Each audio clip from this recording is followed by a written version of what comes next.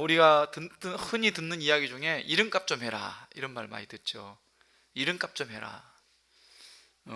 왜 이름값 좀 하라고 그랬습니까? 보통 이름은 부모님들이 부모님의 소망을 담아서 아주 좋은 뜻의 어떤 그런 어, 가치를 가지고 이름을 짓잖아요.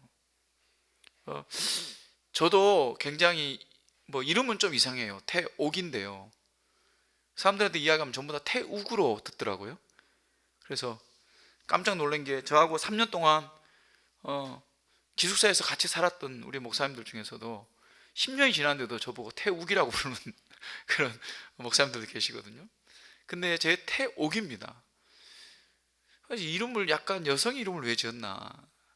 근데 그때 당시로는 그래도 예, 그 지나가던 승려한테 쌀을 주고 그렇게 해서 이름을 지은 이름이라더라고요. 네. 부모들은 자기 자식 이름을 그렇게 귀하게 짓습니다. 그런데 그 이름대로 살아가는 것, 이름 값을 하는 것, 그게 참 쉽지 않습니다. 울산 구치소에서 근무하셨던 우리 교도관이라죠. 교도관 집사님이 해주신 이야기가 있는데, 구치소에 들어오신 분들 중에 좋은 이름을 가진 사람들이 엄청나게 많답니다. 사기죄로 이렇게 잡혀오신 분이 이름이 정직이라는 분이 계셨대요. 이름은 정직인데 어떻게 사기꾼이 되었는지. 뭐 진실이라는 이름도 있고 성실이라는 이름도 있고 이름 값을 못하는 거죠. 제가 예를 들면 이런 예화가 있습니다. 그 대헬라 제국을 건설한 알렉산더 대왕이라는 분 아시죠? 그분이 제일 싫어한 게 전쟁에서 도망가는 병사들이라고 합니다. 그래서 병사들이 전쟁 중에 도망가다가 잡히면 사형을 시켰다고 그래요. 요즘 우리 군대도 아마 그런 군령이 있지 않습니까? 근데 하루는 그 도망간 병사들을 이렇게 신문하는 중에 알렉산더 대왕이 그 자리에 나타나게 됐는데, 어떤 병사, 아주 앳돼 보이는 병사를 향해서 너 이름이 뭐냐 그랬더니 그 병사가 군인이죠. 목이만한 목소리로 알렉산더입니다 이렇게 이야기합니다. 알렉산더 대왕이 깜짝 놀래가지고 네 이름이 뭐냐고 다시 한번 부르니까 알렉산더입니다 그렇게 대답했다는 거예요. 이 알렉산더 대왕이 뭐라 했겠습니까? 너가 이름을 바꾸든지 아니면 네가 새로운 사람으로 태어나든지 그렇게 말했다고 합니다. 이름값을 못했다는 거죠. 근데 이름값만 그런 게 아니죠. 우리의 그 우리의 신분이나 우리의 직업이나 이런 것에 맞게 살아가는 것도 쉽지 않습니다. 선생님이 선생님답게 살아가는 거, 학생이 학생답게 살아가는 거, 뭐 공무원이 공무원답게 살아가는 거, 목사가 목사답게 살아가는 거 너무나 당연한 건데요. 그 당연한 게 살아가는 게 그렇게 쉽지 않다는 것입니다. 오늘 본문에서 사도 바울은 성도들을 향해서 영광스러운 구원을 받는 성도들답게 살아가라고 이렇게 권면을 하고 있습니다. 사랑하는 여러분, 오늘 말씀을 통해서 사도 바울의 권면에 도전을 받기를 원합니다. 그래서 정말로 성도답게 살아가기를 힘쓰는 그런 한 주간이 되시기를 바랍니다. 1절 말씀을 보면 그러므로 주 안에서 갇힌 내가 너희를 권하노니 너희가 부르심을 받은 일에 합당하게 행하여 이렇게 말하고 있습니다. 주 안에서 갇힌 내가 너희를 권한다 말하고 있습니다. 지금 사도 바울은 어디에 있습니까? 로마 감옥에 있습니다. 그러면 뭐라고 해야 되겠습니까? 그러므로 내가 감옥에 갇힌 내가 너희를 권하노니 이래야 되잖아요. 근데 뭐라고 이야기합니까? 그러므로 주 안에서 갇힌 내가 주 안에서 갇혔다 말하고 있습니다. 이게 무슨 의미일까요? 이것은 주님께 갇혔다 이런 말도 될 수가 있는 거고요, 주님이 주신 사명에 갇혔다 이런 말도 될 수 있고요, 주님이 주신 사명 때문에 내가 그것을 행하다가 감옥에 갇혔다 이런 말도 될 수 있는 겁니다. 그럼 이 모든 말이 다 되는 거예요. 주님의 그 사랑에 갇힌 사람, 우리가 그런 말을 뭐라 합니까? 사랑의 포도라 이런 말을 하잖아요. 그런 주님의 그 사랑 때문에 주님께 주신 그 사명을 행하기 위해서, 복음을 증거하기 위해서 복음을 증거하다가 지금 감옥에 갇혀 있는 거예요. 그런 내가 너희에게를 지금 권한다 지금 말하고 있습니다. 사도 바울은 감옥에 갇힌 것을 그냥 갇혔다고 생각하지 않습니다. 주님의 사랑 때문에 갇혔다, 주님 때문에 갇혔다 이렇게 생각하고 있는 것입니다. 그 말은 뭡니까? 주님이 원망스럽다는 말입니까? 아닙니다. 오히려 주님의 사랑 때문에 갇힌 것이 너무나 자랑스럽다는 거예요. 그래서 너희가 부끄러워하지 말라고 1장에서 이야기하잖아요. 그렇기 때문에 감옥에 갇힌 것 자체가 결코 낙심된 일이거나 부끄러운 일이거나 고통스러운 일이 아니라는 거예요. 더욱이 슬픈 일도 아니라는 겁니다. 사랑하는 여러분, 우리도 주 안에서 갇힌 성도가 되기를 바랍니다. 주 안에서 갇힌 성도는 때로 주님 때문에 슬픈 일을 당할 수 있습니다. 어려운 일을 당할 수 있습니다. 곤란한 일을 당할 수 있어요. 때로는 억울한 일을 당할 수 있습니다. 그렇다고 여러분, 주님 때문에 이렇게 되었다고 원망하겠습니까? 아닙니다. 오히려 내가 주님 때문에 이런 일을 당하는구나, 이런 왕따를 당하는구나, 이런 어려운 일을 당하는구나, 오히려 우리는 감사하고 그것이 나에게 주신 하나님의 축복이라고 우리가 생각할 수 있어야 합니다. 그때 그 고통이 아니라 변장된 축복으로 우리에게 임한다는 사실을 깨닫는 여러분 되시기 바랍니다. 여러분, 혹시 예수님 믿는 것 때문에 힘든 일이 있습니까? 여러분, 그것 때문에 오히려 감사하고 더욱 담대하고 더욱 여러분 자랑하는 여러분 되시기를 주님으로 축원합니다. 이런 사도 바울이 지금 뭐라고 얘기합니까? 너희를 권하노니, 너희를 권면하노니 이 말이죠. 내가 지금 주 안에서 갇혀있지만 무엇 때문에요? 주님의 사랑 때문에, 복음을 전하기 위해서 갇혀있기 때문에 내가 너희들에게 권면할 수 있는 자격이 있다는 것 아니겠습니까? 그런 자격으로 너희들 권한다는 거예요. 이 권면의 핵심이 무엇입니까? 한마디로 부르심에 합당하게 살아라 라는 것입니다. 부르심에 합당하게 행하라 이 말이죠. 그럼 그 부르심을 받은 일이 뭡니까? 1장에서 이렇게 말씀하고 있죠. 창세전에 그리스도 안에서 우리를 택하사 우리를 사랑 안에서 그 앞에 거룩하고 흠이 없게 하시려고 그 기쁘신 뜻대로 우리를 예정하사 예수 그리스도로 말미암아 자기의 아들들이 되게 하셨으니, 우리를 하나님의 아들들이 되게 하기 위해서 불러주셨다는 겁니다.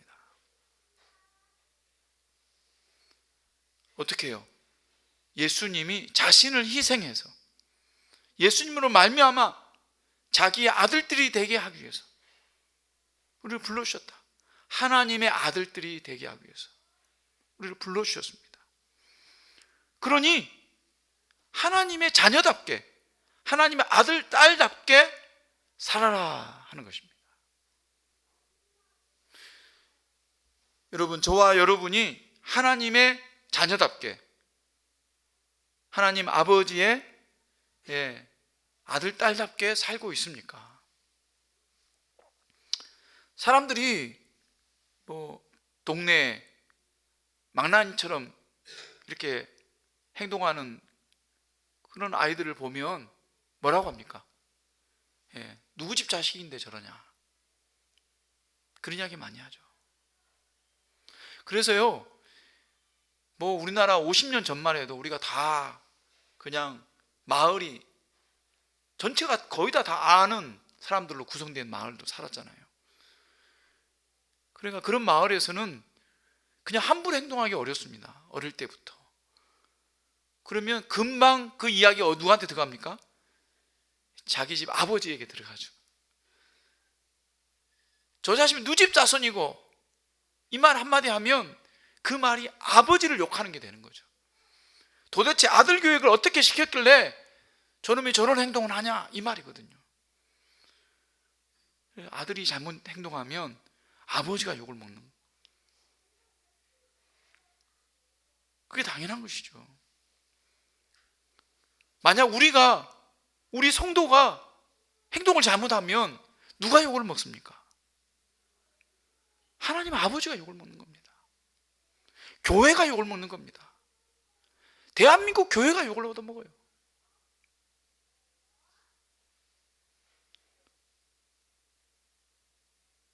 한 3주 전인가요? 어떤 목사님이 창원의 미용실에서 강아지의 목을 조리다가, 아니 강아지가 아니고, 강아지 맞나요? 강아지 목을 이렇게 졸랐대요. 왜 그런지 몰라요. 목사가 왜 그런 짓을 했는지 몰라요. 근데 그게 뉴스에 나온 거예요. 얼마나 부끄러운지요. 사람들은 몰랐지만 CCTV에 다 그게 찍힌 거예요.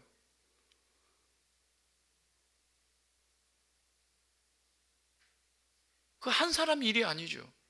그렇게 함으로써 목사들이 욕을 얻어먹고, 교회가 욕을 얻어먹고, 하나님이 욕을 얻어먹는 겁니다. 여러분은 누구 집 자식입니까? 하나님 아버지의 집의 자식입니다. 하나님 아버지 집의 아들, 딸들입니다.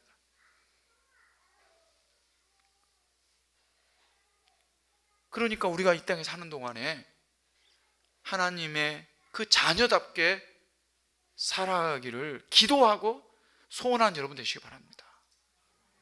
늘 나는 하나님의 자녀다, 이런 의식을 가지고 살아가시기 바랍니다. 그러면 우리 행동 하나하나가 조심스럽고, 조금은 화가 나도 참을 수 있고, 그래도 하나님 말씀대로 살려고 그렇게 노력하는 그런 백성이 되지 않겠습니까? 4절 6절 말씀을 보면 바울 사도는 하나라는 단어를 8번 반복하면서 교회는 한 몸이다 라고 가르쳐주고 있습니다. 한 몸이다. 다시 말하면 교회가 한 몸인 것처럼 우리가 하나 되어 살아가라라고 권면하고 있는 것이죠. 왜 교회가 하나일 수밖에 없는가? 4절 보니까 첫째, 성령이 한 분이시듯 그리스도의 몸도 하나이기 때문이다 라고 말씀하고 있습니다. 교회는 오순절 성령 강림으로 탄생이 되었습니다. 그리고 그 성령님을 통해서 세례를 받고 은사를 받았습니다. 그 동일한 성령님께서 우리 성도님들 한 분 한 분 위에 함께 계십니다. 그래서 그 성령님을 통해서 우리가 하나의 띠로 이렇게 묶여져 있는 것이죠.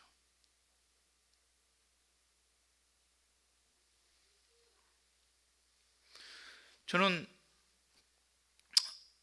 어릴 때 이 무전기가 굉장히 신기했습니다. 옛날에 뭐 휴대폰 이런 게 없었잖아요. 그럴 때 무전기를 들고 이 군인들이 서로 이야기하는 거에 그게 정말 신기했어요. 어떻게 저렇게 서로 멀리 떨어져서 이야기할까? 그러면 무전기만 가지고 있으면 다 똑같이 다 이야기할 수 있습니까? 아니죠.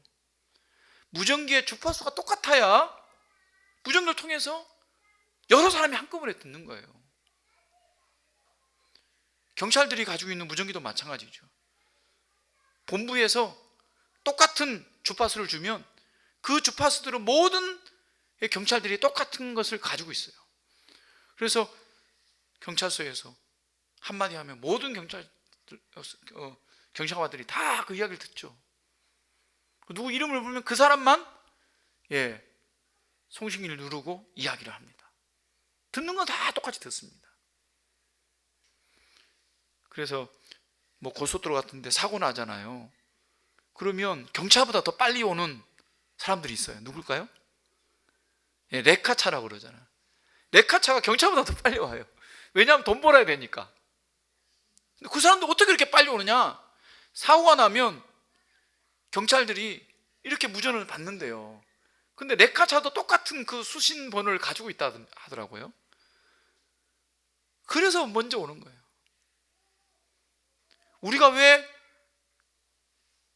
교회가 왜 하나입니까? 같은 주파수, 다시 말하면 같은 성령님으로 인해서 우리가 하나 되었기 때문에 교회는 하나다. 그리스도의 몸인 교회가 하나다라고 말씀하고 있는 것입니다. 왜 교회가 하나입니까? 그리스도인은 한 소망 안에서 부르심을 받았기 때문입니다.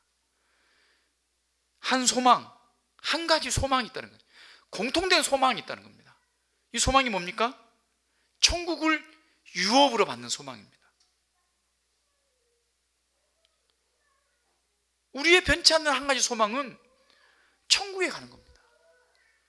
천국에서 영원히 사는 거고, 천국에서 그 하나님과 교제를 온전하게 누리는 그것이 우리의 소망이죠. 우리 죄된 육심을 변화되어서 하나님께서 원래 만들으셨던 그 거룩한 몸과 영혼으로 영원히 하나님과 또 우리 가족과 우리 형제 자매들과 아름다운 세상을 만들어 살아가는 것이죠. 그것이 우리 한 가지 목표를 가진 소망인 것입니다. 그래서 교회는 하나다. 셋째로 주님이 한 분이고 믿음도 하나고 세례도 하나이기 때문이다 라고 말하고 있습니다. 이 말은 우리가 예수 그리스도를 주님으로 고백하는 것이 하나다라는 것입니다. 그 예수님으로 말미암아 우리가 세례를 받지 않습니까?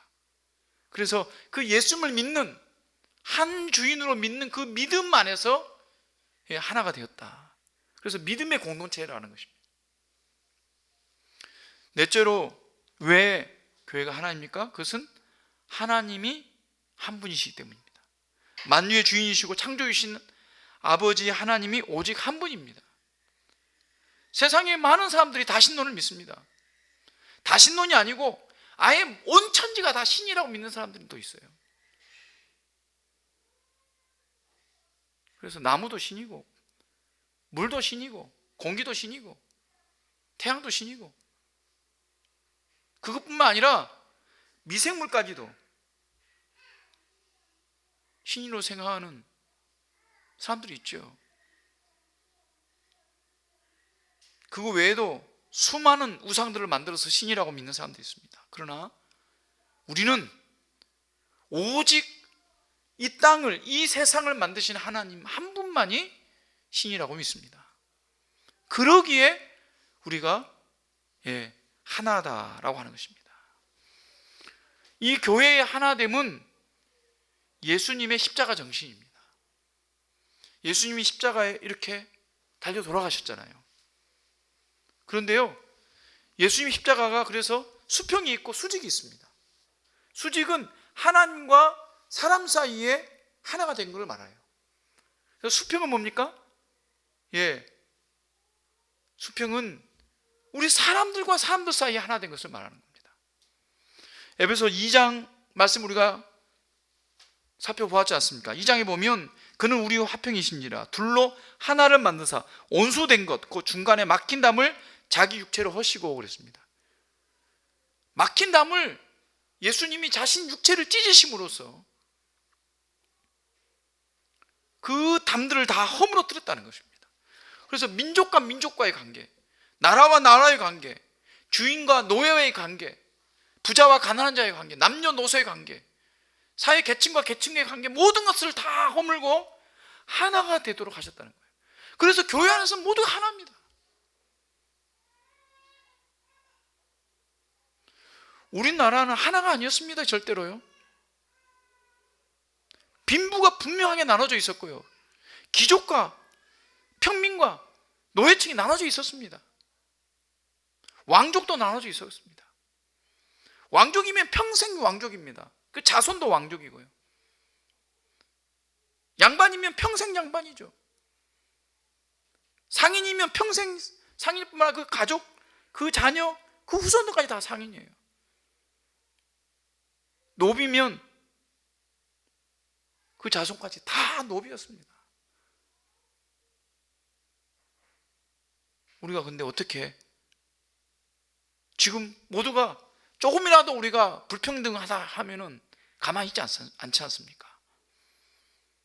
그런 세상이 어떻게 되었습니까? 이 민주주의가 어떻게 된 겁니까? 기독교 때문에 이렇게 된 겁니다. 하나님의 말씀 때문에 이렇게 된 것입니다. 바로 예수 그리스도 때문에 이렇게 된 것입니다. 사랑하는 여러분, 우리는 우리 교회의 이름으로, 사랑 나눔교회라는 이름으로 한 믿음의 공동체가 되었습니다. 그래서 이제는 다 주 안에서 형제요 자매입니다. 동생이고 형이고 누님이고 그렇게 한 가족이 된 것을 믿으시기 바랍니다. 그렇기 때문에 여러분, 우리가 서로에게 항상 존중하고 사랑하고 인자하게 그렇게 대하고 또 서로를 긍휼히 여기고 서로를 보듬어주는 그런 믿음의 공동체가 되기를 소원합니다. 그러면 이 교회의 하나됨, 이것이 저절로 지켜지겠습니까? 저절로 이루어지겠습니까? 하나 된 것은 맞지만 실제적으로 하나 되느냐가 문제죠. 그래서 오늘 바울 사도는 이렇게 권면하고 있습니다. 모든 겸손과 온유로 하고 오래 참음으로 사랑 가운데 서로 용납하고 평안을 맺는 줄로 성령이 하나 되게 하신 것을 힘써 지키라. 교회가 하나 된 것은 성령께서 그렇게 이루어 주신 겁니다. 하지만 그것이 지켜지는 것은 다른 이야기입니다. 마치 우리가 하나님께서 너는 이제 죄가 없어, 의로운 백성이야, 이제 너는 천국 갈 수 있어 라고 선언해 주셨지만 우리가 의로운 사람이 되었습니까? 그것은 다른 문제라는 겁니다. 우리는 여전히 옛날 죄의 습관대로 살아가고 있잖아요. 여전히 거짓말하고 여전히 욕하고 여전히 미워하고 여전히 질투하고 시기하고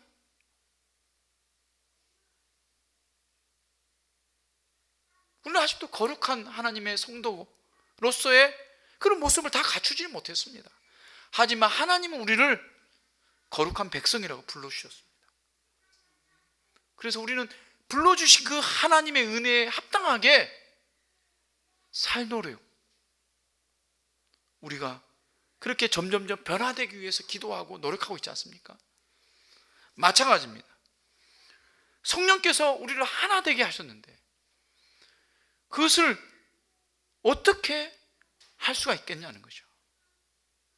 먼저는 모든 겸손과 온유와 오래 참음으로 서로 용납하라고 그럽니다. 겸손, 온유, 오래 참음은 태도를 말하는 겁니다. 성품적인 것이죠.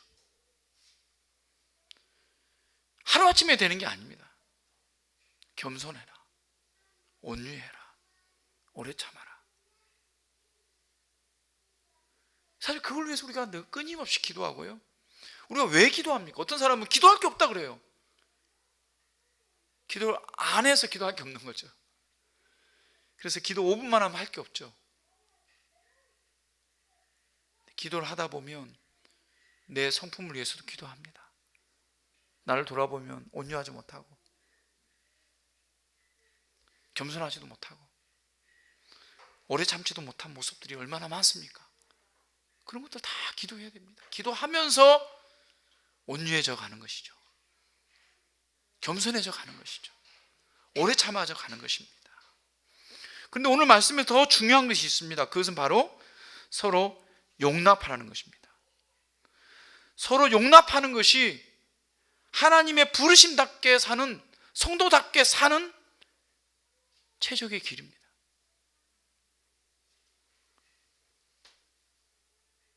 용납하는 것이 왜 필요합니까? 두 사람 이상이 모이면 서로 차이가 나기 때문입니다.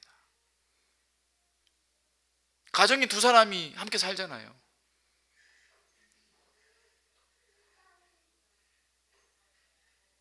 제 딸도 결혼해서 이제 1년 넘게 살았는데요. 딱 2주년이 됐나요?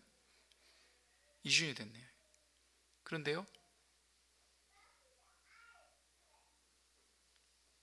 자주 싸우더라고요. 뭐 저희들도 마찬가지지만 사랑하는 두 사람이 뭐 싸울 일이 많습니까?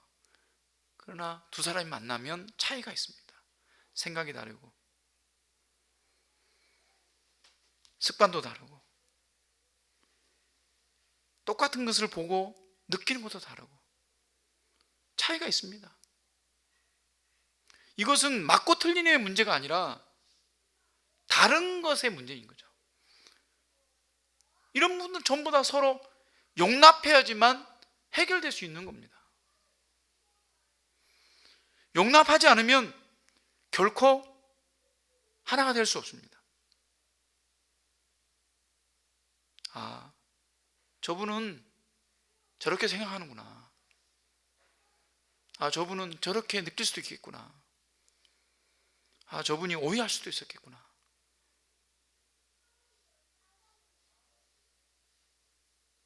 이 용납은 어떻게 해야 됩니까? 겸손해야 되는 겁니다.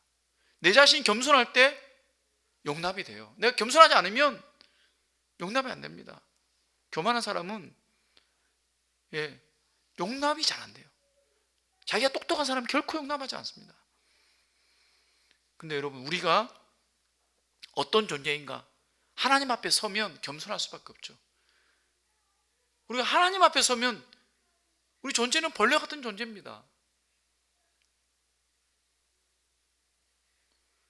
우리는 그냥 무심코 지나가지만 우리 발밑에 개미가 죽기도 하고요. 콩벌레가 죽기도 하고요. 내 의도와 상관없이 그냥 미생물들이 죽어요. 그 미생물들이 볼 때 우리 인간은 하나님 같은 존재 아니겠습니까? 우리가 하나님 앞에 서면 우리는 그런 존재들입니다. 근데 다른 사람과 비교해서 내가 똑똑하고 내가 잘났고 내가 훌륭하고 내가 더 높고 내가 더 잘 살고 내가 더 많이 가졌다, 이것은 교만한 것이죠. 하나님 보시기에는 똑같은 부족하고 연약하고 넘어지기 쉽고 죄인인 그런 인생들인 겁니다. 우리가 하나님 앞에 서서 겸손할 때 용납이 될 수가 있습니다.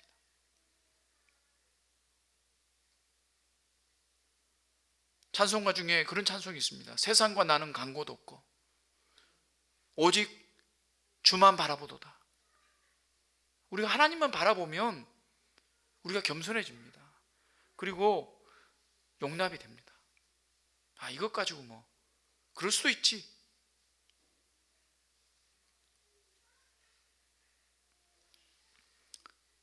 겸손으로 말미암아서 용납하시고 용서함으로 말미암아서 하나가 되시는 여러분 되시기 바랍니다. 근데 여러분, 그게 쉽습니까? 쉽지 않습니다. 정말 쉽지 않습니다. 오늘 4장 3절 말씀을 세 번역으로 읽어보면 이렇게 말씀하고 있습니다. 성령이 여러분을 평화의 띠로 묶어서 하나가 되게 해주신 것을 힘써 지키십시오. 힘써 지켜라. 여기서 우리가 주의해야 할 단어가 뭡니까? 힘써라는 말입니다. 그냥 지키는 게 아니라 힘써서 지키라는 겁니다. 저절로 되겠지가 아니라는 거죠. 힘써야지만 되는 일이라는 겁니다. 서로 용납하는 것, 그래서 하나가 되는 것, 저절로 안 된다는 겁니다.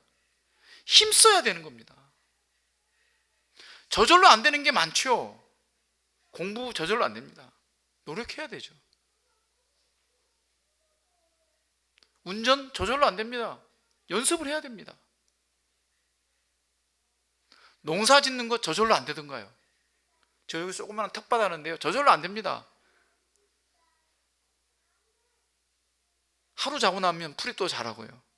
벌레가 달려들고요.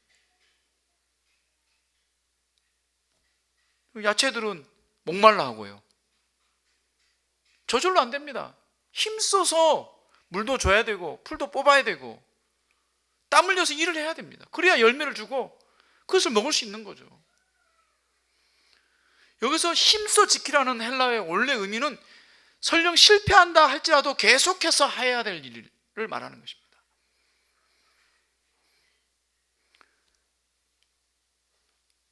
오늘 바울 사도께서는 부르심에 합당하게 행하라고 그랬습니다. 그 부르심에 합당하게 행하는 게 뭡니까? 그것은 성령께서 하나 되게 하신 이 교회를, 이 공동체를 힘써 지키라는 것입니다. 그렇게 하기 위해서 서로 용납하라고 하는 것입니다. 사랑하는 여러분, 이것은 교회에만 하는 일이 아니죠. 가정에서도 마찬가지입니다. 가정에서 우리가 서로 용납하지 않으면 갈라설 수밖에 없습니다. 요즘 결혼한 가정이 얼마나 많이 이혼하는지 모릅니다. 거의 지금 반 정도가 이혼한답니다.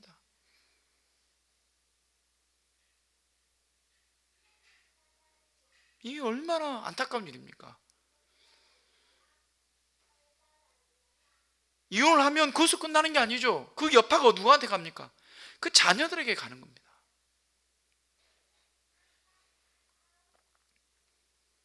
우리 주일학교 학생 중에 한 명도 부모님이 이혼해서 지금 할아버지 밑에 살고 있는데, 한 번은 엄마 집에 있다가 한 번은 아빠 집에 갔다가,